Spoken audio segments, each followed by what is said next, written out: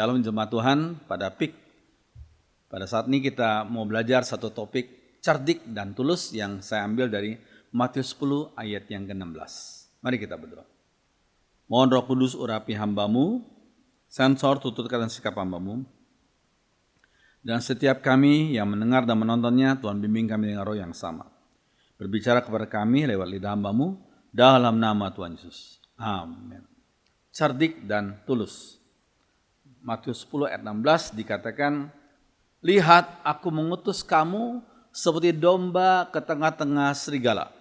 Sebab itu hendaklah kamu cerdik seperti ular dan tulus seperti merpati.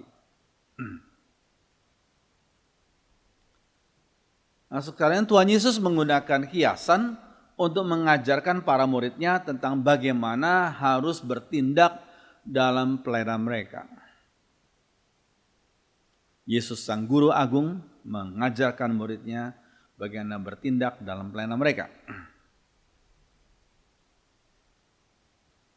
Sebelum mengajar mereka tentang cerdik dan tulus, Yesus memperingatkan bahwa mereka diutus seperti domba di antara kumpulan serigala. Ya, tantangan demikian.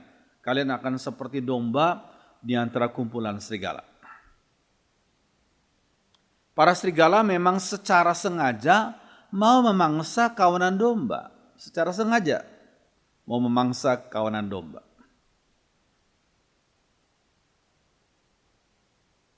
Nah, dunia dalam tanda kutip, yaitu orang-orang yang melawan Tuhan, bersikap bertentangan dengan umatnya. Kita tinggal di dunia, tapi kita harus menjadi umat Allah yang memancarkan terang Kristus, yang menjadi garam dan terang dunia. Tapi dunia dalam tanda kutip, yaitu orang-orang yang melawan Tuhan, bersikap bertentangan dengan umatnya. Seperti mereka sudah lebih dahulu membenci sang firman hidup. Kalau Tuhan kita, sang firman hidup itu sudah dibenci oleh mereka, kita pun sebagai pengikut Kristus akan dibenci oleh mereka. Itu suatu hal yang harus kita bersiap hati. Yohanes 15 ayat 18. Jikalau dunia membenci kamu, ingatlah bahwa ia telah lebih dahulu membenci aku daripada kamu. Jadi jangan berharap dunia akan menerima kamu, akan mengasihi kamu. Jikalau dunia membenci kamu, ingatlah bahwa ia, yaitu dunia, telah lebih dahulu membenci aku daripada kamu. Nah, dalam lingkungan seperti itu, bagaimana umatnya masih bisa memajukan kerajaan Allah secara efektif? Oh, di sekitar kita orang-orang yang membenci kita, ya kita nggak boleh membenci mereka, kita harus mengasihi dengan kasih agape. Ya. Bagaimana umatnya masih bisa memajukan kerajaan Allah secara efektif di tengah-tengah lingkungan yang mungkin memusuhi, yang tidak bersahabat. Ya, bagaimana sikap kita? Yesus mengajar para muridnya agar memiliki sifat seperti Kristus dengan mengkombinasikan sikap cerdik seperti ular dan tulus seperti burung merpati. Harus kita kombinasikan itu. Cerdik seperti ular, tulus seperti merpati.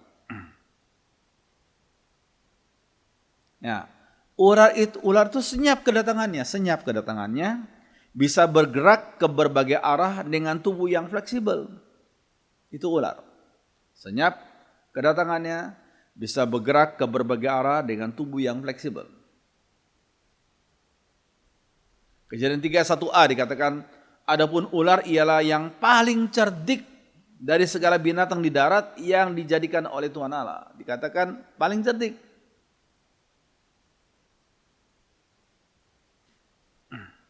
Pada pihak lain, merpati itu tulus. Merpati termasuk dalam daftar binatang halal yang bisa digunakan sebagai korban dalam Taurat, korban bakaran. Ya.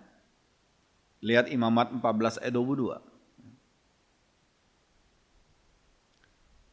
Dikatakan Imamat 14 ayat 22, dan lagi 2 ekor burung tekukur atau 2 ekor burung merpati, sekadar kemampuannya, yang seekor harus menjadi korban penghapus dosa, dan yang seekor lagi menjadi korban bakaran. Jadi Tuhan mengizinkan burung ini sebagai korban bakaran. ya, korban penghapus dosa. Ya, sebagai simbol, ya. Kita harus ingat binatang-binatang yang dikorbankan dalam perjanjian lama itu hanya sebagai simbol dari pengorbanan sang anak domba Allah, yaitu Yesus Kristus. Ya. Oke.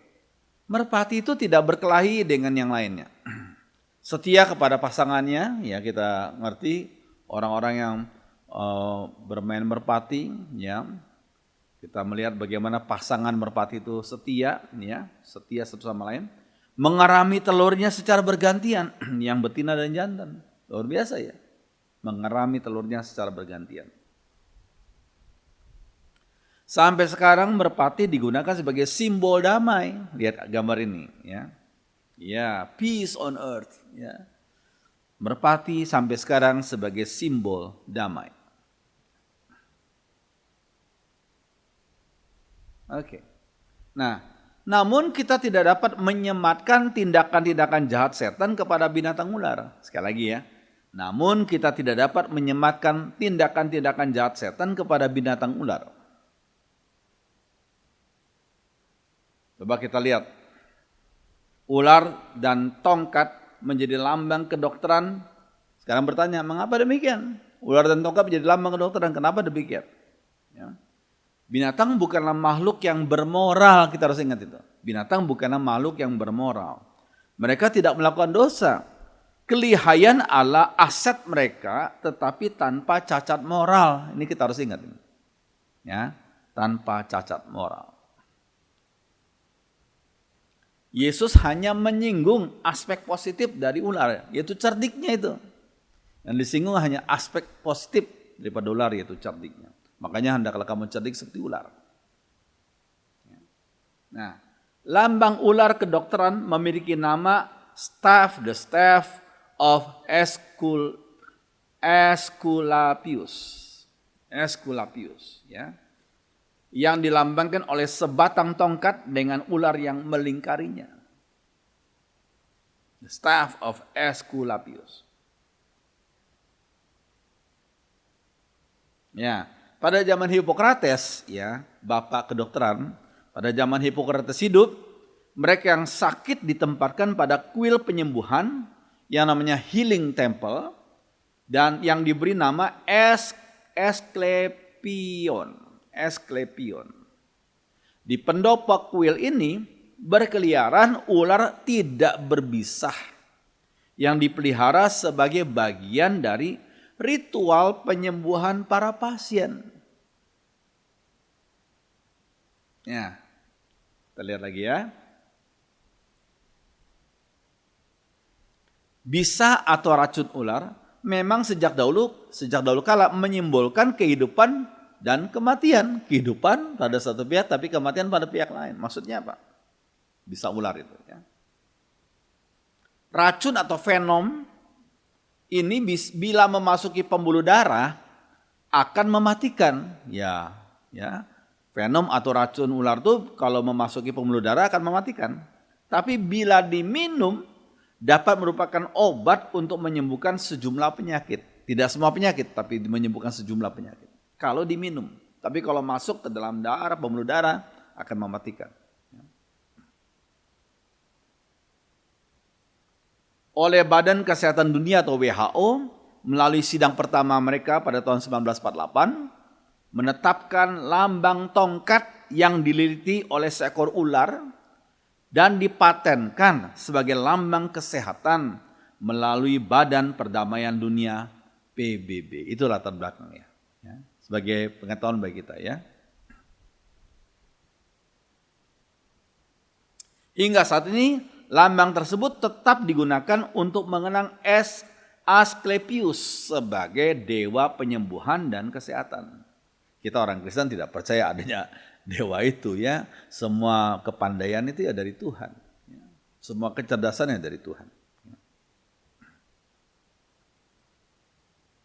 Oke. Nah, ketika kita membawa Injil kepada dunia yang memusuhi, kita harus cerdik. Kenapa saya sebut dunia yang memusuhi? Karena sebagian manusia dikuasai oleh setan yang memusuhi Tuhan Yesus, yang memusuhi Injil Tuhan. Ya, sehingga kita harus cerdik dalam membawa Injil itu. Kita harus cerdik, yaitu menghindari perangkap yang dipasang untuk kita. Cerdik menghindari perangkap yang dipasang untuk kita. Juga harus tulus melayani Tuhan dengan cara dan motivasi yang benar di hadapan Tuhan. Cerdik menghindari perangkap yang dipasang untuk kita, tapi tulus melayani Tuhan dengan cara dan motivasi yang benar di hadapan Tuhan. Cerdik tidak identik dengan ketidakjujuran. Harus kita pahami ya. Cerdik tidak identik dengan ketidakjujuran. Dan tulus tidak identik dengan mudah tertipu. Lugu itu bukan tulus. Tulus itu tidak identik dengan mudah tertipu. Cerdik tidak identik dengan ketidakjujuran. Nah, maksudnya kita harus pintar, tahu hukum, tahu taktik yang biasa dilakukan oleh orang-orang yang menentang kehendak Tuhan, sehingga kita dapat menghindar dari kejahatan mereka. Kita dapat menghindar dari kejahatan mereka. Tetapi kita harus tulus. Tidak boleh berniat jahat kepada orang lain, termasuk kepada orang-orang yang mau mencelakakan kita. Jangan kita bodoh, bersikap bodoh, tapi harus bersikap cerdik dan tulus, yaitu tulus berarti kita tidak boleh berniat jahat kepada orang lain. Bahkan kepada orang yang memusuhi kita pun kita doakan mereka agar mereka bertobat dan bertemu Yesus sebagai juru selamat. Ya, sekali lagi kita harus pintar, tahu hukum, tahu taktik yang biasa digunakan oleh orang-orang yang menentang kehendak Tuhan, sehingga kita dapat menghindar dari kejahatan mereka. Tapi kita harus tulus, yaitu tidak boleh berniat jahat kepada orang lain. Nah, Roma 12 ayat 17, bagus ini. Janganlah membalas kejahatan dengan kejahatan. Lakukanlah apa yang baik bagi semua orang. Jangan kita balas kejahatan dengan kejahatan. Ya, lakukanlah apa yang baik bagi semua orang. Oke, selanjutnya. Nah, contohnya adalah kecerdasan Tuhan dalam mengajar. Kecerdasan Tuhan dalam mengajar. Dia memakai metode yang tepat. Metodenya tepat. Cerdas sekali. Ya. Matius 13 ayat 13. Itulah sebabnya aku berkata-kata dalam perumpamaan kepada mereka. Karena sekalipun mereka melihat, mereka tidak melihat. Dan sekalipun mendengar, mereka tidak mendengar dan tidak mengerti. Ya, Matius 8 ayat 11 sampai 13. Lalu muncullah orang-orang Farisi dan bersoal jawab dengan Tuhan, dengan Yesus untuk mencobai dia. Mereka meminta daripadanya suatu tanda dari surga. Maka mengeluhlah ia dalam hatinya dan berkata, "Mengapa angkatan ini meminta tanda? Aku berkata kepadamu sesungguhnya kepada angkatan ini sekali-kali tidak akan diberi tanda." Ia meninggalkan mereka. Ia naik pula ke perahu dan bertolak ke seberang. Jadi Tuhan Yesus itu cerdik sekali. Bukan cerdik artinya lihai, bukan. Ya, dia tahu kepada cara menyampaikan berita kepada siapa, kepada macam apa, orang macam apa yang mendengar berita itu. Ya. Oke. Nah, ini bagus statement ini dalam bahasa Inggris ya. For the unbelievers, no signs are enough. Bagi orang-orang yang tidak percaya, tidak ada tanda, tidak ada mujizat yang cukup. Ya. For the believers, untuk orang-orang percaya, not a sign is needed. Tidak butuh satu tanda atau tidak butuh satu mujizat.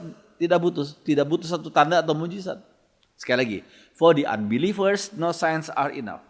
Untuk yang orang-orang tidak percaya, tidak ada satu mujizat pun yang tidak ada satu mujizat pun yang cukup. Nggak ada. Semuanya mereka terus cuma gitu. Oh, cuma gitu. Mereka mengejek saja. Yang penting, no signs are enough. For the believers, untuk orang percaya, not a sign is needed. Orang percaya nggak butuh mujizat, nggak butuh satu tanda, karena mereka sudah percaya. Ya, ini suatu hal yang penting. Tetapi jika diberi pertanyaan, Yesus menjawab mereka. Jika diberi pertanyaan, Yesus menjawab mereka dengan tulus, tapi dengan cerdik. Ya. Markus 12 ayat 13-14. Kemudian disuruh beberapa orang Farisi dan Herodian kepada Yesus untuk menjerat dia dengan suatu pertanyaan. Orang-orang itu datang dan berkata kepadanya, "Guru, kami tahu engkau adalah seorang yang jujur dan engkau tidak takut kepada siapapun juga. Sebab engkau tidak mencari muka, melainkan dengan jujur mengajar jalan Allah dengan segala kejujuran. Apakah diperbolehkan membayar pajak kepada kaisar atau tidak? Haruskah kami bayar atau tidak?" Ini satu pertanyaan jebakan. Pertanyaan jebakan yang diajukan kepada Tuhan Yesus.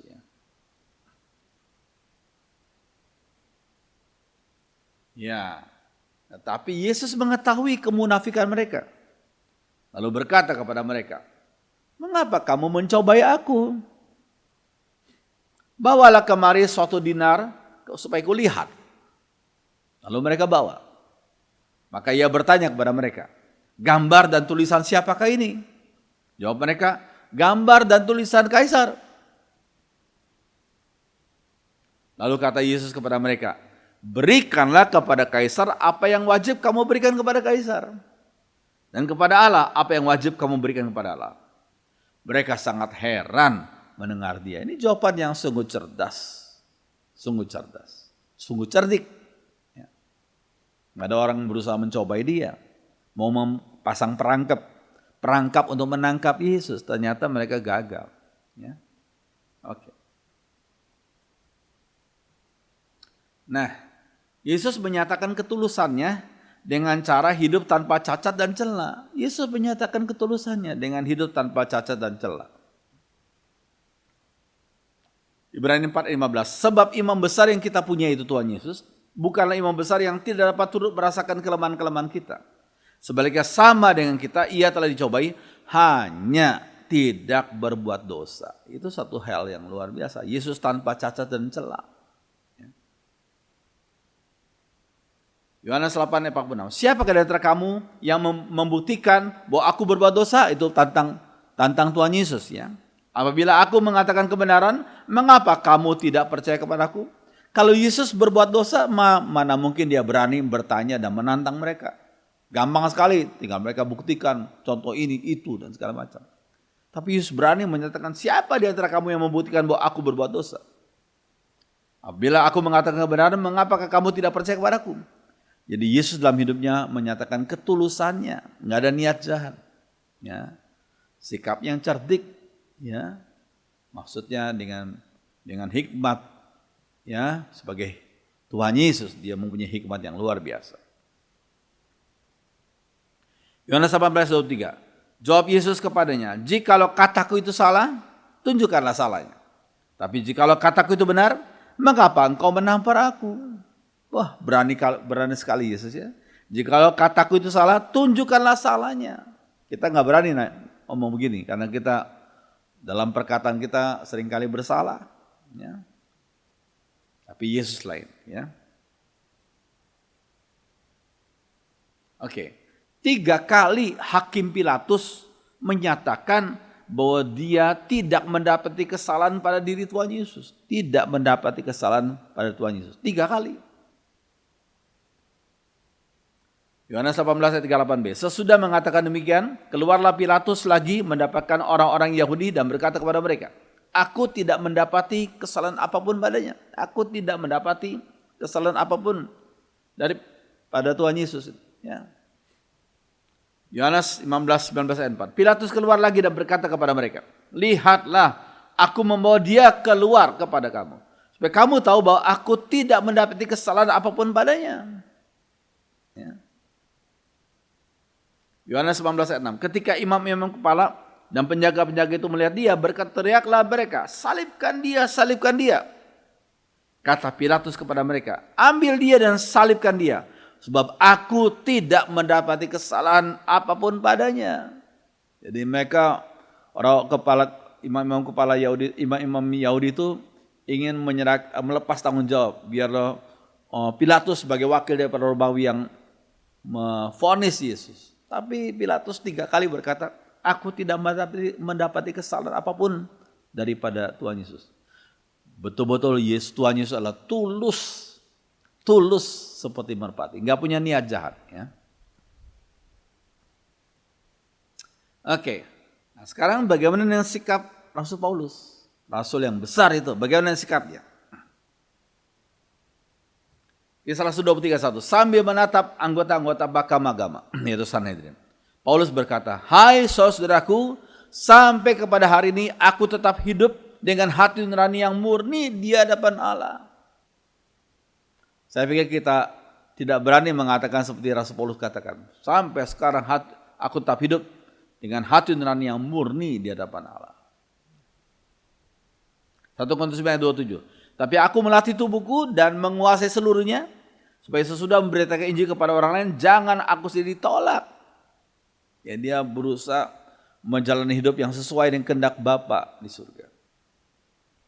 Sesuai dengan kehendak Tuhan. Ya. Oke, Paulus pernah lupa untuk menggunakan haknya, sehingga harus alami aniaya yang nggak perlu. Ya, lihat ini ya, dia lupa. Kisah Rasul 16 ayat 22 sampai 24. Orang banyak pun turut menyerang Paulus dan Silas, dan pejabat-pejabat pemerintah mencabik pakaian dari tubuh kedua rasul itu, lalu menyuruh orang mencambuk mereka berdua. Jadi Paulus dan Silas dicambuk, disesah.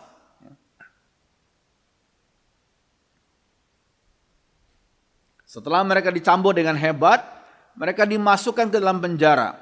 Kepala penjara disuruh menjaga mereka dengan ketat. Karena perintah itu, kepala penjara itu menahan mereka di kamar penjara yang paling dalam dan membelenggu kaki mereka pada balok. Nah, seperti sudah lihat di gambar itu, dipasung kakinya. Ya. Kamar penjara yang paling dalam. Nah, Kisah Rasul 16 ayat 37 sampai 39. Tetapi Paulus berkata, nah ya, selanjutnya ya dalam konteks cerita itu. Paulus berkata kepada petugas-petugas polisi itu, "Kami warga negara Roma." Wah, baru tahu mereka.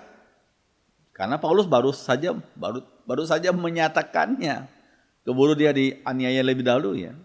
"Kami warga negara Roma, tanpa diadili kami sudah dicambuk di depan umum dan dimasukkan ke dalam penjara.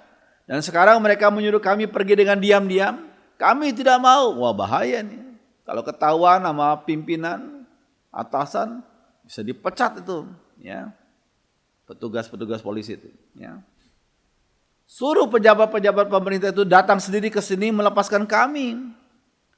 Petugas-petugas polisi itu melaporkan hal itu kepada pejabat-pejabat pemerintah Roma. Ketika pejabat-pejabat itu mendengar bahwa Paulus dan Silas warga negara Roma, mereka menjadi takut. Karena hukum waktu itu nggak boleh menghukum, mensesah warga negara Roma tanpa diadili lebih dahulu, ya. Lalu mereka pergi minta maaf kepada Paulus dan Silas, minta maaf mereka. Kemudian mengantar mereka berdua keluar dari penjara serta meminta supaya mereka pergi dari kota itu. Jadi berubah sikap mereka karena mereka tahu bahwa ini Paulus dan Silas ini warga negara Roma. Jadi ini pengalaman pertama. Paulus lupa sebelum disesah, lupa kasih tahu, kami ini warga negara Roma, punya hak yang ada, yang sudah nggak boleh mereka disesat tanpa diadili, ya. Tapi mereka sudah kadung disesat dulu, baru mengatakan kami ini warga negara Roma. Wah, mereka kaget, mereka takut, takut dihukum atau dipecat, dan mereka minta maaf. Ya. Oke, nah. Pada kesempatan lainnya, Paulus nggak lupa lagi. Dia sudah punya hak sebagai warga negara Roma. Dia nggak boleh lupa lagi untuk mengatakan dan mengucapkan hal itu. Ya, Kisah Rasul 22 dikatakan. Tetapi waktu Paulus sudah diikat untuk dicambuk, nah, Paulus berkata kepada perwira yang berdiri di situ, "Apakah diperbolehkan mencambuk seorang warga negara kerajaan Roma sebelum diadili?" Nah, ini. Dia nggak mau mengulangi kesalahan kelupaannya yang kedua kali. Ya. Komandan itu berkata pula, "Saya menjadi warga negara Roma dengan membayar banyak sekali. Tapi Paulus menjawab, "Tapi saya lahir sebagai warga negara Roma." Saat itu juga anggota-anggota tentara yang mau memeriksa Paulus itu mundur. Dan komandan itu pun menjadi takut. Karena ia sudah memborgol Paulus, padahal Paulus warga negara Roma. Ini sikap yang cerdik. Sikap yang cerdik. Ya, Paulus tidak mau dianiaya pada saat yang belum saatnya Tuhan. Belum, ya, dia nggak mau. Dia tidak mau mengulangi kesalahan itu 2 kali kesalahan yang sebelumnya, ya. Dia nggak mau ulang itu, ya. Bukan berarti Paulus menghindar untuk dianiaya karena salib Tuhan. Tapi ia menolak untuk dianiaya dan dihukum mati sebelum waktu yang diizinkan Tuhan. Sebelum waktu yang diizinkan Tuhan. Dia menolak, dia tidak mau. Tuhan Yesus juga bersikap demikian. Sebelum selesai mengkader para muridnya dan mengajarkan seluruh ajarannya, yaitu Yesus menghindar untuk bertemu head to head, bertemu langsung dengan para imam di Yerusalem dan tua-tua Yahudi. Bahkan beberapa kali Yesus berpesan kepada orang yang menerima mujizat dari Tuhan, jangan kau kasih tahu kepada orang lain. Ya, dia tidak mau bertemu head to head kepada para imam di Yerusalem sebelum waktunya. Ya, sebelum waktunya dia tidak mau. Ya. Dan dia masih mengkader para muridnya, mengajarkan seluruh ajarannya. Ya. Lukas 8:56. Dan takjublah orang tua anak itu, tetapi Yesus melarang mereka memberitahukan kepada siapapun juga apa yang terjadi itu. Ini bukan berarti Yesus itu takut, bukan. Tapi ini strategi Yesus. Dia belum mengajarkan ajaran secara menyeluruh. Ya. Jadi dia melarang mereka memberitahukan kepada siapapun apa yang terjadi itu. Mujizat yang Tuhan lakukan kepada mereka. Ya. Namun setelah genap waktunya, Yesus berani ke Yerusalem, menyucikan bait Allah dari penyalahgunaan para imam, menegur para ahli Taurat dan Farisi secara keras. Lihat Matius 23, dia tegur secara keras. Dia berani head to head sekarang, ya. Karena sudah selesai, sudah genap waktunya, sudah siap hatinya untuk menantang, untuk menghadapi atau memikul salib itu, ya. Dia siap disalibkan. Karena memang itulah tujuan utamanya untuk mendatang ke dunia. Itu untuk disalibkan, itu untuk menebus umat pilihan. Yohanes 12:27. Hatiku cemas, kata Yesus. Apa yang harus ku katakan sekarang? Haruskah aku mengatakan, Bapa, luputkanlah aku dari saat ini? Tetapi justru, kata Yesus, untuk mengalami saat penderitaan inilah aku datang. Jadi justru untuk mengalami saat penderitaan inilah aku datang untuk menebus umat pilihannya. Ya.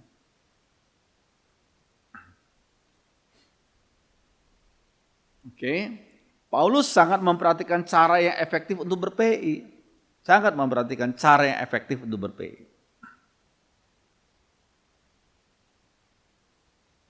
Di 117, Paulus pergi berdiri di atas Areopagus dan berkata, hai orang-orang Athena, aku lihat bahwa dalam segala hal kamu sangat beribadah kepada dewa-dewa. Bahwa ketika aku berjalan-jalan di kotamu dan melihat barang-barang pujaanmu, aku menjumpai juga sebuah mezbah yang dengan tulisan kepada Allah yang tidak dikenal. Apa yang kamu sembah tanpa mengenalnya, itulah yang ku beritahukan kepada kamu. Ini cara yang cerdik sekali dari Paulus ketika memberitakan Injil kepada orang-orang Athena itu. Ya. Kepada Allah yang tidak dikenal. Apa yang kamu sembah tanpa mengenalnya, itulah yang ku beritakan kepada kamu.